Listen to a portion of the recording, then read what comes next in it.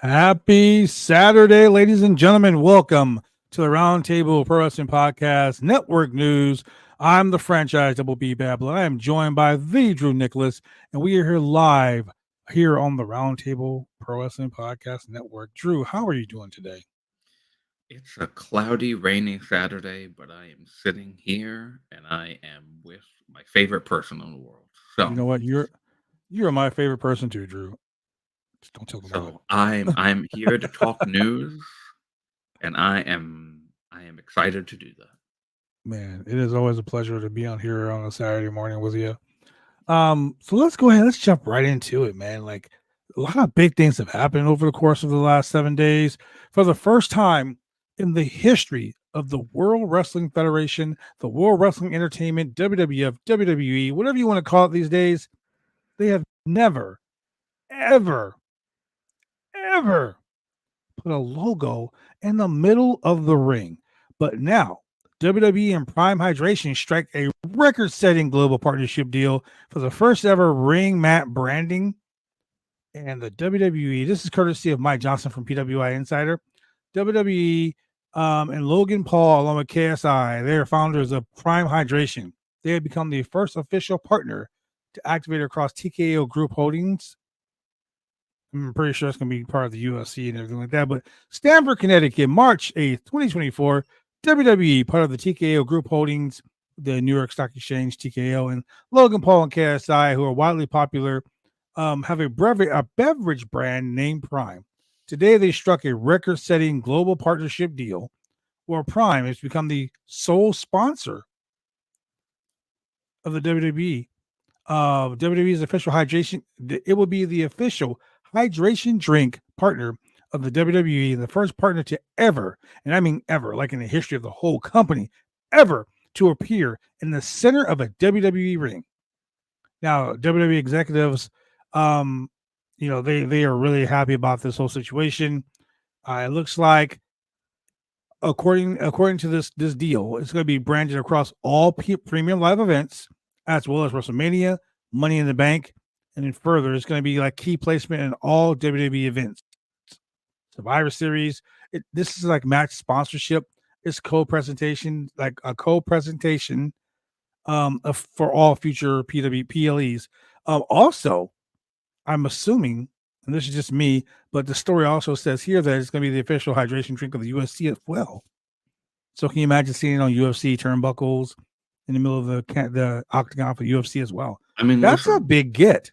It is. It's huge. It's a huge deal. And Prime, I've never had Prime. Have you? It doesn't taste as bad as I thought it would. Okay. It's actually pretty good. It seems like the cherry you can find it popular. You can find it at 7-Eleven. You can find it at Kroger's. You can find it everywhere. It's crazy. I walked by a random deli like a couple of weeks ago in Brooklyn, and there were like stacks of boxes in the window of Prime. It's like, holy crap, this really is popular. And cherry, it's the one that was on the mat on SmackDown last night. Mm-hmm. The cherry one seems to be the most popular. Everyone seems to love it. Will I try it one day? Probably not. But I'm sure it's good for whoever wants it. So, I mean, KSI, if you're watching all the way over there across the pond, Logan Paul, WWE United States Champion, if you're watching, the Roundtable Pro Wrestling Podcast, the Roundtable Network News, we will sponsor the hell out of your Prime. Go ahead and ring our phone. We'll put Prime on. I will put Prime on the top, right where that triangle, the pyramid is. I'll put Prime right there. Like it's pointing to Prime. Pointing to Prime. Optimus Prime, Rodimus Prime, Prime Time, whatever. Let's do it. Yeah. So, what did you have to talk about earlier today? Drew, what do you want to talk about? What do you want to talk about? Well, What do you want to talk about? I don't want to talk about Prime, so I'm glad we're done with that. I want to talk about Kazuchika Okada's AEW deal. So Oh, on jumping Wednesday, right into it. on Wednesday at AEW Dynamite, Okada officially joined AEW, came out to the ring in a segment involving Matthew and Nicholas Jackson, the EVPs, and Eddie Kingston. They were about to give Eddie Kingston the EVP trigger. Okada's music hits. He comes out in a really nice looking suit, very dapper, and didn't think anything of it at the time. He also came out of they redid their whole setup. He came out of the babyface tunnel, the right side tunnel, which is where the babyface is. Hmm. Walks down to the ring and attacks Eddie Kingston and joins the Elite. It's Man, crazy. It was a crazy segment. Did not expect it at all. And Okada replaced as 'cause that whole segment was about uh, the Bucks kicking out Hangman and not they suspended Hangman. They didn't technically kick him out. They had to suspend Hangman for attacking the referee at Revolution, but they kicked out Kenny Omega and they replaced Kenny Omega with his New Japan rival Okada. that's wild. So, I mean, obviously, Kenny Omega's going to come back as a huge face. Um, I'm really and excited. we're Hopefully probably going to get it's Omega, healthy Omega soon. versus Okada again. I mean, that could be AEW Dynasty, which is coming up. I mean, it could be whenever. I mean, th- Well, it's not going to be anytime soon because I'm sure well, he's yeah, not healthy yet. Um, I would get say well soon, Kenny. maybe That Forbidden would be Door. great. That would be great. But the way they set that up is it looks like they're setting up Okada as a challenge for the Continental Crown. I don't hate that. I mean, I don't I hate. I wanted mean, Brian Danielson to win, but if it's I going to said the same be thing. I don't hate it, but new, it's the Triple Crown involves a New a New Japan Japan title, Championship. Yeah, so it you makes left New sense. Japan. You left New Japan to win a New Japan Championship. So now, That's crazy. involving the story of his contract, Fightful Select has reported Okada is expected to be full time with AEW and is planning to relocate to the United States. They have not been told if it was his idea or recommended by AEW, but he is expected to work a complete schedule. Tokyo Wow, Sports article claimed that the deal was for 3 years and roughly $4.5 million that per is a year. lot of freaking money, Per man. year, not 4.5 for 3 years, 4.5 per year. And Fightful Select can confirm that. That is So insane. it's like $13.5 million for 3 years. That's insane. In addition, the decision to introduce Okada as a heel with the Elite and for Kenny Omega to be kicked out in absence was made months ago. WWE Hmm. claims there were no talks between the two sides, though they can confirm with WWE sources that Okada had reached out to WWE while weighing his next move and had considered the possibility at one point to go to WWE.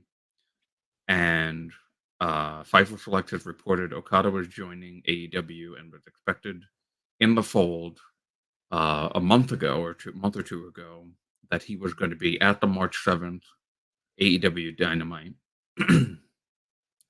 And Fightful Select has also been told, as things stand, there's no timetable on Kenny Omega's potential return. The angle was to debut Okada, add to the Elite, and set the stage in the event of Omega's return down the line. So, so definitely, I think more than likely, potentially, just my opinion, potentially Forbidden Door in June could be. We don't know. Otherwise, I'll imagine by like all in, all out time. Yeah, I would hope at least that Kenny Omega would be better by then. Um, but yeah, $4.5 million per year that's for crazy. 3 years. So let's see, that's 4, 8, 12, 13, 13, like I said, $13.5 million. That's a lot of money. Yeah, Um, good for him. and to and to segue into something that's going to be a little bit partial to this, AEW Collision today.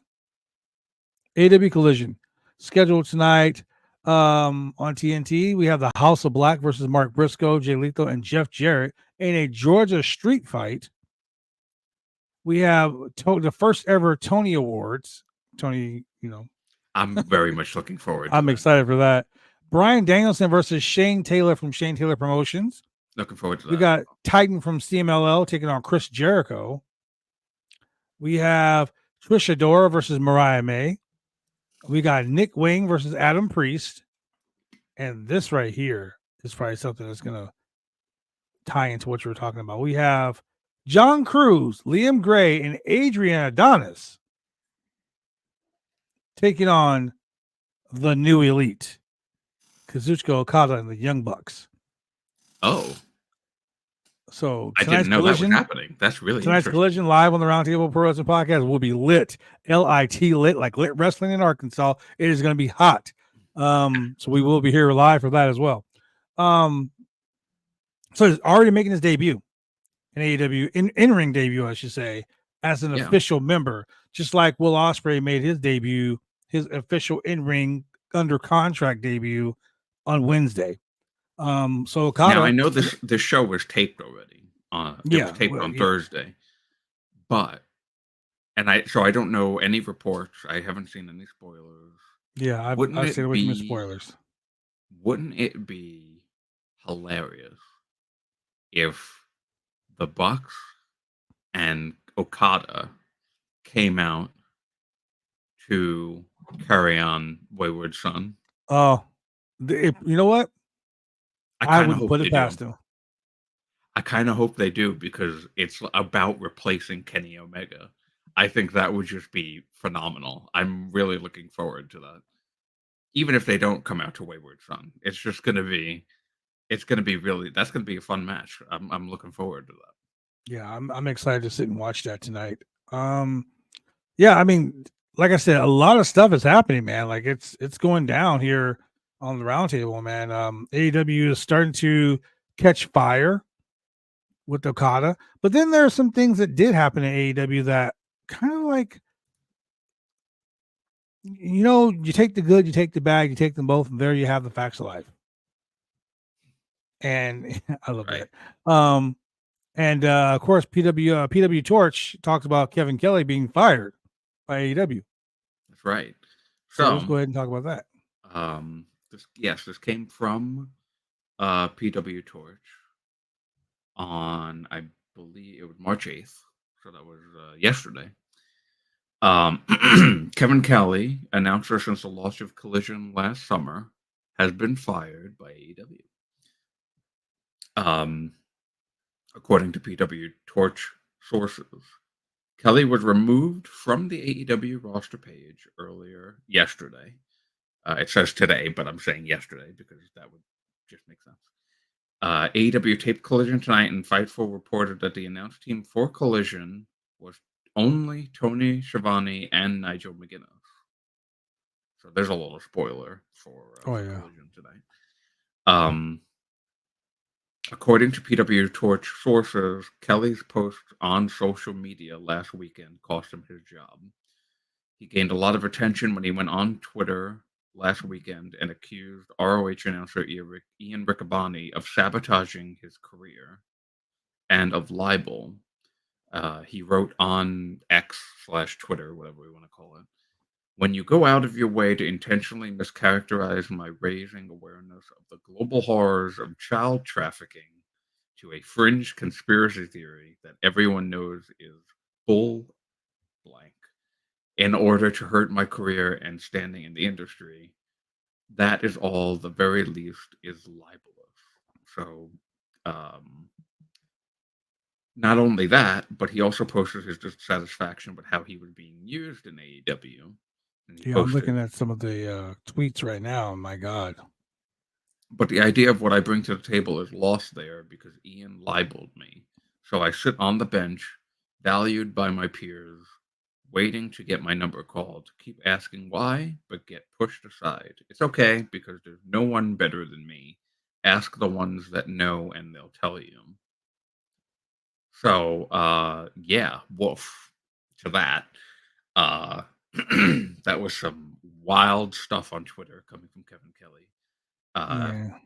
the post, the post in Pre W Torch continued saying, Kelly got off to a rough start as host of Collision, coming across as not being familiar with the product, names of signature moves, and the history of wrestlers and ongoing feuds.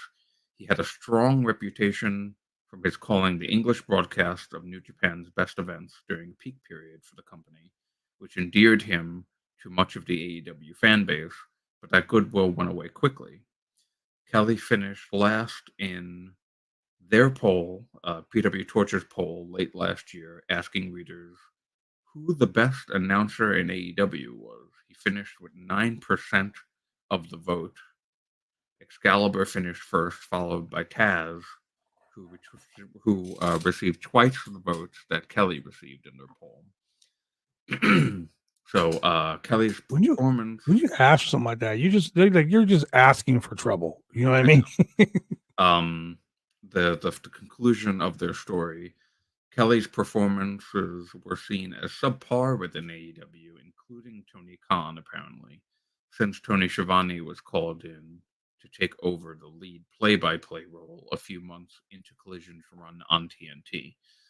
So, and that's the end of the story. So, yeah, Kevin, there's an issue these days with social media, not just within the IWC being tribalistic as hell, but Yeah, don't start me with that. with certain people, you know, we're going to say employees because they're not employees; they're independent contractors. Um, Certain independent contractors on Twitter/X, whatever you want to call it, um, being very vocal about their standing within companies and beefs that they're having within other people in the companies that they're working at, and that stuff's just got to stop because it's not leading to good things happening. Clearly, uh, Tony Khan and AEW saw what Kevin Kelly was saying last weekend and decided that they had to terminate him. So Kevin Kelly is no longer with AEW as a result, and as of now, at least for this episode of Collision tonight, it's only Tony Schiavone and Nigel McGuinness at the booth. Maybe at some point they'll add another person. Um, Actually, first I want to get your thoughts on this, but then I also want to add, who do you think would be a good third person to add should they add a third commentator for Collision? Well, I'm glad you asked that because that goes into my next story. Oh, Jim Ross, via the Grilling JR podcast, says that he has signed a new 1 year deal, not an extension, a 1 year deal, which will be centered around doing pay per views. Literally, he will only be doing pay per views. I would love to see him on Collision. Jim Ross, Tony Schiavone back together would be awesome. hmm. Um, I wouldn't uh, hate that. I would. No one would. So Jim Ross basically says we wrote a new deal. We wrote a new completely new deal. No extension, new contract. It was probably the quickest and easiest negotiation I've ever done in my career of 50 years. 50 years in the professional wrestling industry.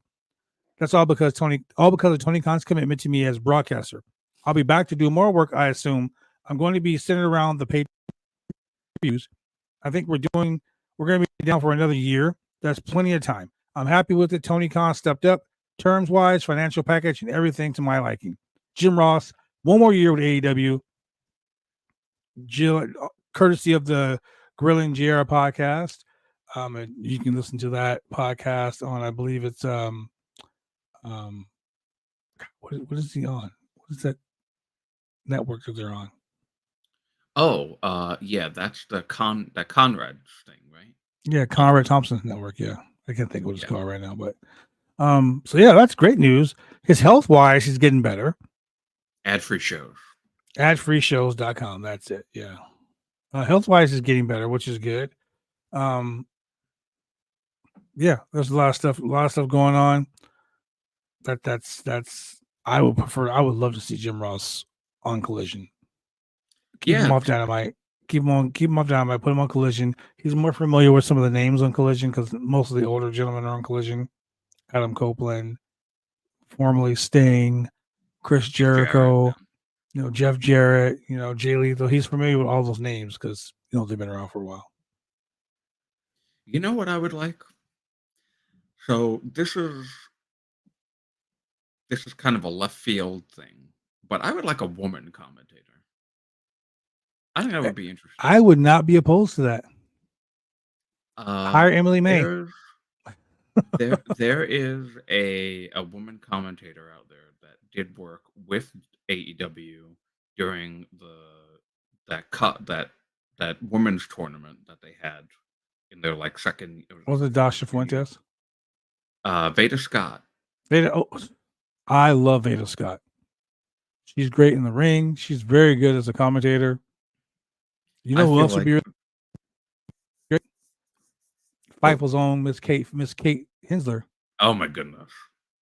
She'd be so happy that you said Shout out to Kate, man. She's doing commentary right now for a local indie wrestling company. So, give hashtag give Kate a chance. Give Kate a chance. I love that. We need to get that trending.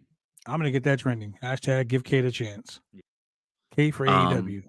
yeah, so it's possible that they don't add a third person and they just keep Tony and Nigel. Um, but they like three-man booths there. So I feel like potentially I mean cuz Dynamite is Excalibur, Tony and Taz. Mm-hmm. So I feel like Rampage sometimes has Daddy Magic as a commentator. yes. Matt Oh, Menard, yeah. ooh. Ooh. He's fucking great as a commentator. Ooh. He has like a personality, you know what I mean? And You he know, gels well with people. you know what? If not Veda Scott or Kate from Fightful, I would put Daddy Magic Matt Menard as third man for Collision's commentary. I still say hashtag give Kate a chance. Hashtag give Kate a chance. so, so I have another story, and I'm going to move away from AEW because we've been talking about them a lot mostly. Mm-hmm. Uh, I'm going to talk about The Rock right now. Oh, let's get into The Rock. The most electrifying man, honestly, right now. Man, I'm gonna put my unbiased news reporter aside for a moment, and I'm just gonna say I am loving every single thing that The Rock is doing right now. Oh my god, just it's his entrance on SmackDown last night gave me chills. I thought it was Black Adam coming. And I didn't even see Black Adam, so I didn't know about that. But seeing all the lightning bolts and then that single lightning bolt right down to the center into the spotlight was was legitimately one of the coolest things I've ever seen. Only thing that was missing was him saying Shazam. I'm telling Yeah, just that whole presentation was glorious. It was glorious. I need to see that in person. Okay, so now back to my unbiased reporter side and my the stern professional guy. The Rock, according to Fightful Select, he is back in a big way, and not just on the board and not just in the ring. Sources within WWE have told Fightful Select that The Rock has had input on this year's WWE Hall of Fame inductees. One you. source indicated to Fightful that would be evident if the planned inductees are revealed as scheduled. Fightful wasn't given any additional info as to what that means, but another source said The Rock has input on all of this year's inductees. They've not confirmed that to actually be the case. As of right now, Paul Heyman, Bull Nakano, and the U.S. Express tandem of Barry Windham and Mike Rotunda have been announced for the Hall of Fame ceremony on April 5th. Hmm. But in an update, Fightful has learned that The Rock's grandmother, I was Leah gonna ask about Maivia, that. Leah Maivia, The Rock's grandmother, is among the names considered for this year's Hall of Fame. But again, WWE claims that The Rock does not have input. But if his grandmother goes in, possibly he does. Now The Rock is wrestling at WrestleMania. He has a seat on the board of TKO, which he mentioned so eloquently last night, and has gained all the IP of all Rock-related terminology and names. He owns the Rock So name, Daddy.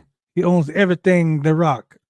yeah, it's quite stunning, and it's really it's been fascinating to see in 2024. The Rock is making towns. You know, I mean, He's on call it TV. what you will. Call it what you will, but The Rock has basically done what I've been saying Cody Rhodes should have done coming back to the WWE. I was on a contract, and I was on a contract. You have to allow me to have the Rhodes name. You have to allow me to have the rights to Starcade, the rights to the Bunkhouse Stampede, the rights to War Games, because these are all Dusty Rhodes created ideas. And the WWE owns those intellectual properties now. So if I was him, I would have went there with the premise of owning everything that my dad had. If you want to, if you really Yeah, want to cement your father's legacy, own everything that your dad has. Take it all back. Because once you do that, the world is your oyster. Um, I like that you brought the WWE up because the WWE has done something monumental, something that not even the highest of all high YouTubers have done. The WWE has surpassed 100 million subscribers officially on YouTube, becoming one of the only 10 channels worldwide to achieve this milestone. yeah. I Dude, saw the video that Triple H put out with the 100 yeah. million subscribers. That's a really That is pretty wild. plaque they gave for that. Oh yeah, that is wild. And there's only 10 of those in the world ever in existence. That is wild. Like the WWE and the TKO group holding situation, like there were a lot of ups and a lot of downs. That's an up. And Absolutely. depending on how you look at this, I consider this an up too. TKO reported this afternoon that Vince McMahon sells 5,350,000 TKO shares at $77 per share. That would net him $411,950,000 for that sale. The filing states that McMahon still owns 15,205 shares. That stock closed today at $81.39, making McMahon's TKO investment worth $1,221,021,326. Jesus Christ. Do what you gotta We do to get this man completely gone from the WWE. uh, He's I being mean, wiped he's out from the gone. video He just games. owns all this stock, so he's gonna make his Yeah, like money, his and face is he doesn't have to being work deleted a from day in video his life games. again. Yeah, like let him go. Let him go and be all he can be somewhere else. I mean, my unbiased reporter hat's coming off for a second. Over a I think $1 billion. I think it's a good thing that he's gone. Take your money and leave. Pay off all your debts. Go live your life out somewhere else, away from wrestling. Yes, Make never have amends to all the input people. on this company's product again. Yeah, like, dude, just go away, go shoot fly. You bother me, like for real, like it's crazy. Yeah, I mean, when you say those numbers, like, and that billion is just what he currently has. Yeah, He's exactly. already he's already gotten the 400 million plus that you'd mentioned. He Yeah, last November got over 600 million plus from stock. that already is another billion. So he has $1 billion already, plus an Plus, additional billion from the stock that he still has. Just like that's over $2 billion.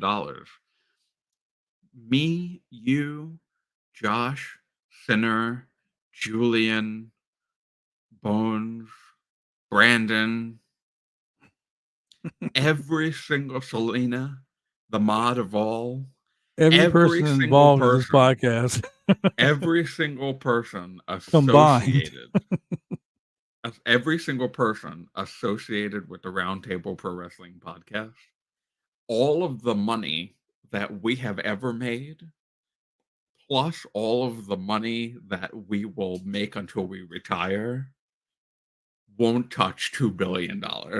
You know, it's funny you say that because like there was this like news report a couple years ago that was saying that if you made minimum wage from the time if you started a job at the age of 14 and you died at 90, if you earned minimum wage the whole time and saved all your money, you would only have $2 million in your life. I was like, wow, that's crazy. Thank God I don't make minimum wage. I don't know how I would live with that.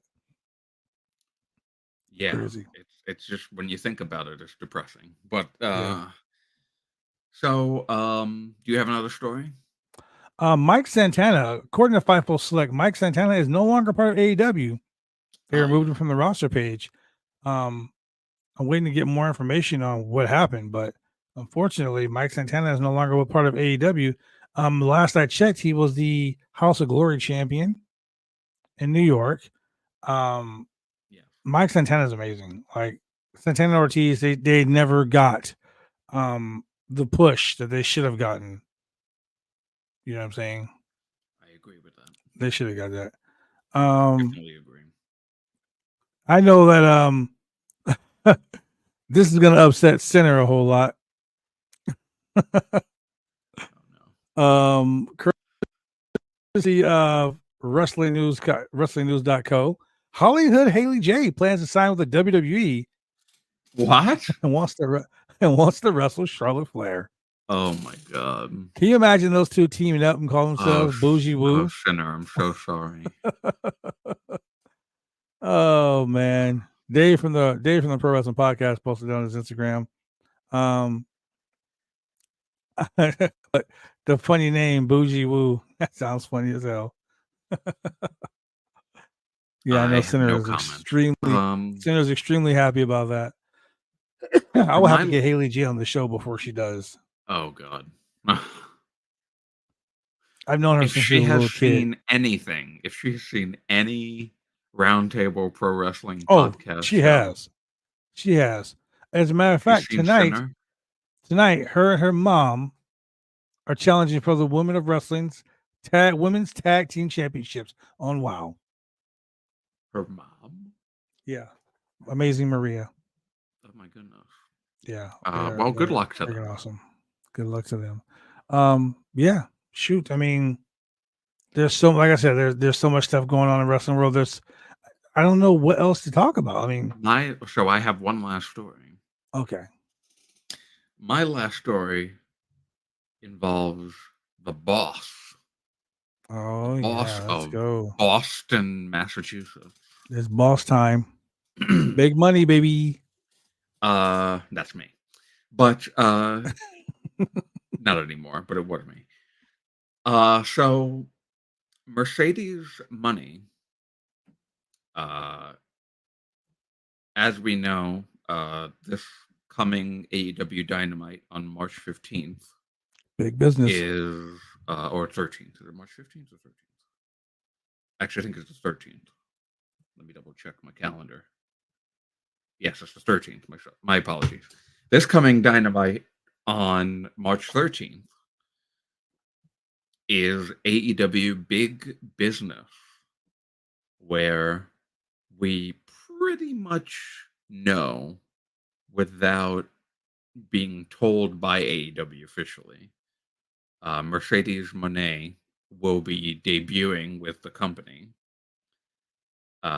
in Boston with two S's, Massachusetts. Um, however, she's in the news this week for not her debut, but for an interview that she did with uh, Evan Mack from the Kick Rocks Wrestling podcast. Kick And rocks. Post Wrestling provided these quotes from the Kick Rocks podcast. Um, so she was asked a range of questions. Um, I'll get into some of the quotes from them. So uh, Evan T. Mack conducted an extensive interview with Mercedes Monet, for the Kick Rocks Wrestling podcast. She dove into how she's feeling following the injury that she had last year and called it a freak accident. She spent her time sidelined thinking about how much business she has in wrestling. Monet stated that she was moving fast in 2023, and prior to that, a lot of hurt happened and she needed to heal. She could not walk for 3 months following the injury, but now feels more than ready and better than ever. She's ready to see her 2023 plans resume in 2024. She added that she's made some big business moves, wink, wink, in addition to continuing on the acting and music spaces. Hmm. Okay. Mercedes mentioned she thinks she's found a wrestling home after being a free agent. Now, circling back to the injury, she was told it was career ending, which I did not know until I read this Yeah, I didn't know story. that either. There's a really long quote kind of summing up what I just said, but I want to hit that specific one here. Um, and again, this is provided by Post Wrestling. So at the end of this big quote, she said, "Little do people know I was told this was a career-ending injury. And I screamed at my doctor and surgeon. I said, no, it's not. And I'm going to come back really soon and I'm going to have the greatest time, the greatest matches, the greatest career that I've ever had yet because I see it and I feel it and I know it." So that's a quote from Mercedes Monet from this interview. Um, that's frightening because I was not aware that she was being told that, and I'm glad that it ended up not being the case. Yeah. I mean, Uh, geez, shout out to her for surviving that, man. Sometimes the mental the mental abuse of thinking that your career is over. And she's still young too. Like to even think about it, like she's got such a long career ahead of her. Like that's man, I'm glad it's not the end for her. I'm glad. And I will be watching live on Wednesday, special start time, 5 p.m. Pacific Standard Time, because we will be watching it live. Big business live on Roundtable Pro Wrestling Podcast. oh, we're gonna do a watch along. Oh, for sure. I was For sure. that put up the breaking news banner because I'm just finding Yeah. it out right now. That's a breaking news right there, man. Breaking effing news. Um, so speaking of breaking news, let's talk about something very, very, very dear to my heart. This day in history. This day in history starts My out favorite ending to every Saturday Roundtable News Network show. well, March 9th, 1960. The one and only Russian nightmare, Nikita Koloff, was born. Happy birthday, Nikita Oh, Koloff. happy birthday! 2 years later, the dog-faced gremlin Rick Steiner was born.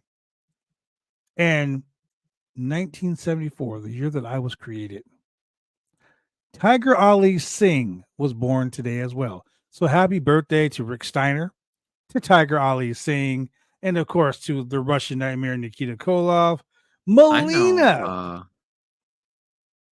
It's her birthday as well. Melina was born today. Oh, That's right. Happy birthday, Melina. happy birthday! 1991, this day in wrestling. Something that's never happened before happened this day in wrestling. Rick and Scott. Actually, hold on Hmm? yeah, before you go into that, there is, I believe, I'm scrolling down really fast. Oh God, really? Oh, that's really funny. I didn't know it was his birthday too. Cassidy Happy Haynes. birthday. Happy birthday today to two people also that I think somebody didn't want to mention. Happy birthday to referee Aubrey Edwards. You know what? Happy birthday to her. Word. No. I try to Happy keep my birthday, personal referee bias Aubrey out. Edwards. God damn you. And it's wild. It's truly wild that it's the same day. Happy birthday, Parker Boudreaux.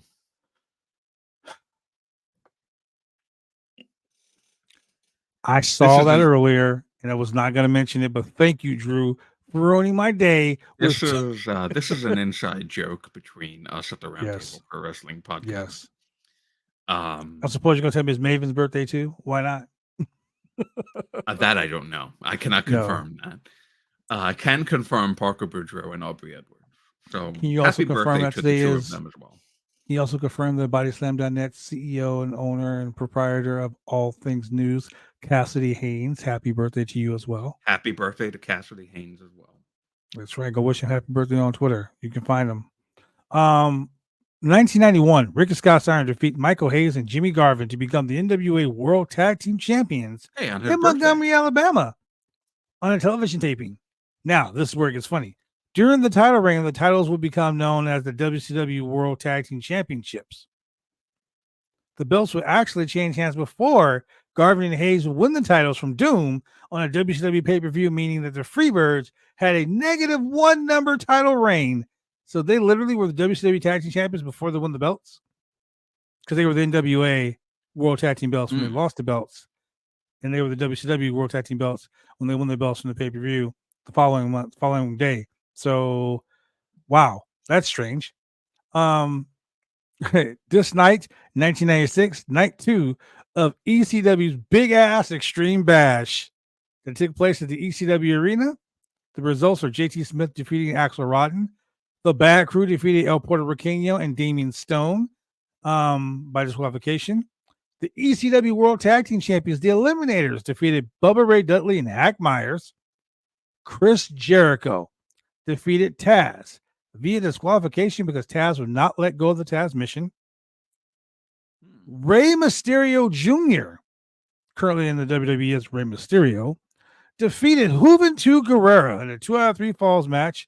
Oh, wow. That would prove to be the final ECW match for both Juvi and Rey Mysterio. Cactus Jack in his last ECW match before going to the WWE. Cactus Jack defeats Mikey Whipwreck with a power driver on a chair. Following the match, Cactus Jack ran around the building saying that he loved ECW and this was his last time. And the only thing he wanted to do was strut around the arena with the Blue Meanie and Stevie Richards. The Pit Bulls defeated the Bruise Brothers in a no disqualification match. And finally, ECW World Champion Raven, not Reven, like Julian Smith would say. Would want us to believe. Raven defeated Shane Douglas with the DDT. This was crazy. The Gangsters defeated Tuco Scorpio and the Sandman and the Headhunters in a 3-way match. And fast forward a couple days later, March 11th, ECW will officially cancel Living Dangerously pay-per-view. And that was the end of the Extreme Championship run. A lot of ECW history today. Wow. Yeah. Today also, the WWE announced that it has come to terms on the release of Masquerita Sangrada, Octagoncito, Perita Morgan, and Super Porky, because they were the SmackDown Junior Division, and they wished him well in their future endeavors in 2006. And finally, friend of the channel, very nice guy, former NWA World Heavyweight Champion Dan the Beast Severn defeats Shinji Hashimoto to become the NWA World Heavyweight Champion on this day in 2002. So yeah, All of that and Lot then of- some, ladies and gentlemen. It was a great year. Like I said, thank you very much for joining us here on the Roundtable Network News. We love sharing all this news with you. We love having you guys here every Saturday morning. We will see you guys for AEW Collision later on today. For the Drew Nicholas, I am the franchise. And once again, have a great Saturday morning.